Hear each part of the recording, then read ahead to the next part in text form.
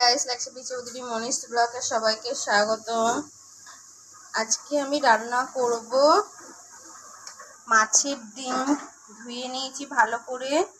এই মাছের ডিমটা দিয়ে কেটে রাখা 3টে আলু দেখতে পাচ্ছ, আমি একটু ঝুড়ো ঝুড়ো করে কেটে নিয়েছি, পরিষ্কার করে ধুয়ে নিয়েছি।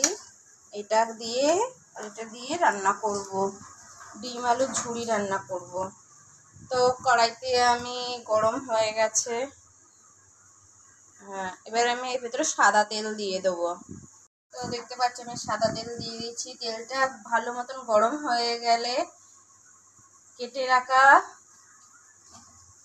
রাখা আলুগুলোকে এর ভেতরে আমি দিয়ে ভেজে নেব।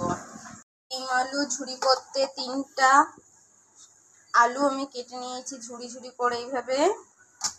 মাছের ডিম নিয়ে নিয়েছি, আর নিয়ে নিয়েছি 2টো পেঁয়াজ কেটে নিয়েছি, 2টো কাঁচা মরিচ কেটে নিয়েছি, আর একটু ধনিয়া পাতা নিয়ে নিয়েছি কেটে, আর নিয়ে নিয়েছি জিরের গুঁড়ো, ধনের গুঁড়ো, আর একটু কাশ্মীরি লঙ্কার গুঁড়ো। এটা বেশি ঝাল ঝাল করবো না, নর্মাল সিম্পল ভাবে করবো। আর একটু হলুদ মিশিয়ে দিয়েছি।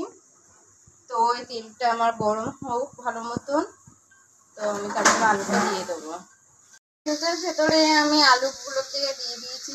এর ভেতরে একদম জল দেওয়া যাবে না, বেশ সেটাকে আলুটাকে আমি একটু ঢেকে হালকা হালকা করে ভাজবো, বেশি ডিপ করেও ভাজবো না। হলুদ আমি দিইনি, আর আমি একটু সাদা তেল দিয়ে রান্না করছি দেখতে পাচ্ছ। আলুগুলোকে হালকা হালকা করে অল্প অল্প করে ভেজে নিয়েছি দেখতে পাচ্ছ।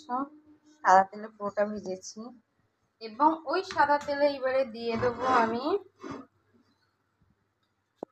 পেঁয়াজ আর কাঁচা লঙ্কাটাকে আমি দিয়ে নেবো। লঙ্কার পেঁয়াজটা দেখতে পাচ্ছ এরকম ভাবে ভাজা হয়ে গেছে। এবারে আমি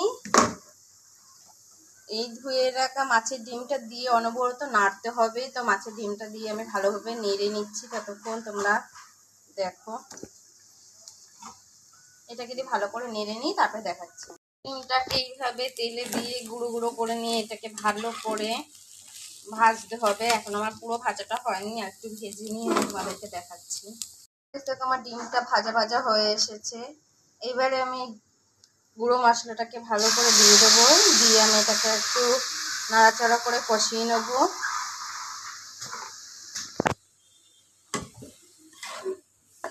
তোমাদেরকে দেখাচ্ছি নাড়িয়ে চাড়িয়ে।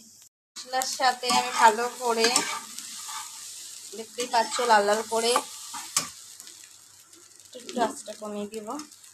দেখো খুব সুন্দর করে মশলার সাথে এটাকে ভেজে নিয়েছি। এর ভেতরে দিয়ে দেবো জল।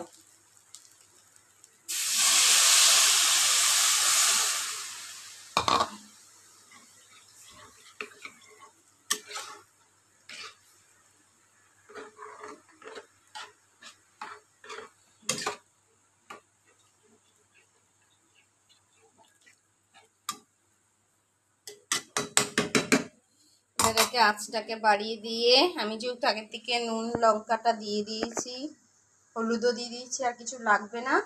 তো এটাকে আমি এবার একটু ঢেকে দেবো। আর আলুগুলোকে যেহেতু সরু সরু করে কেটেছি, ওগুলো আমি পরে দেবো।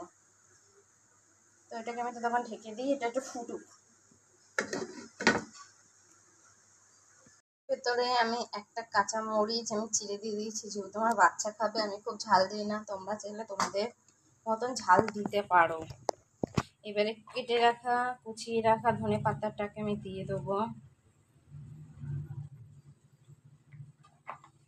দিয়ে এটাকে ভালো করে নাড়াচাড়া করে আমি আবার ঢেকে দেবো। সব ঝোলের ভেতরে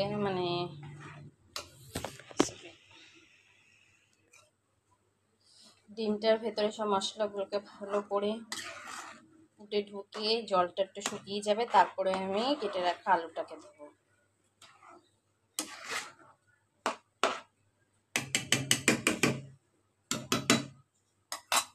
হাই ফ্লেমে দিয়ে গ্যাসটাকে এবার আমি ঢেকে দিচ্ছি, জলটা তো তোমার শুকিয়ে নিই। এবার আমি ঢাকনাটা তুলে দেখবো ঝোলটা কতদূর কি হয়েছে। দেখছো ঝোলটা অনেকটা টেনে গেছে। এবারে একটু নাড়াচাড়া করে এর ভিতরে আমি আলুটাকে দিয়ে দেবো। যেটা আলুটাকে আমি অলরেডি দিয়ে দিয়েছি, দিয়ে এর ভিতরে নাড়াচাড়া করব।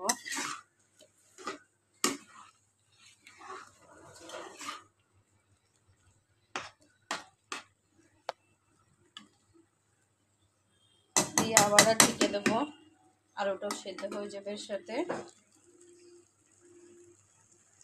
তোমরা দেখতে পাচ্ছ আমার ঝোলটা পুরো টেনে গেছে, যেহেতু আমি ঝুড়ি করবো একটু জল থাকবে না। ডিমের সঙ্গে আলুটা ভালো করে মিশে গেছে, আর দুটোই ভালো মতন মশলা দিয়ে সেদ্ধ হয়ে গেছে। এইভাবে করে দিলে বাচ্চাদের মুখে লেগে থাকবে। আর যারা ঝাল কম খেতে চাও কাঁচা লঙ্কা দিয়ে এইভাবে রান্না করতে পারো। আমি তো কাঁচা লঙ্কা দিয়েই রান্না করি। তো আর একটু টেনে গেলে আমি একটা থালায় নামিয়ে তোমাদেরকে দেখাচ্ছি। গাইস আমার রেডি ডিম আলু ঝুড়ি, তোমরা দেখতে পাচ্ছ। আমি একটা পাত্রে নামিয়ে নিয়েছি ডিম আলু ঝুড়ি। বাচ্চাদেরকে এইভাবে দিলে বাচ্চারা প্রচণ্ড ভালোবাসবে, বড়রাও খেতে ভালোবাসবে। একটু সিম্পল ভাবে রান্না করা। আমার চ্যানেলটি ভালো লাগলে সাবস্ক্রাইব করবে, ফলো করো। এখানেই ভিডিওটা শেষ করছি। Tata, bye bye.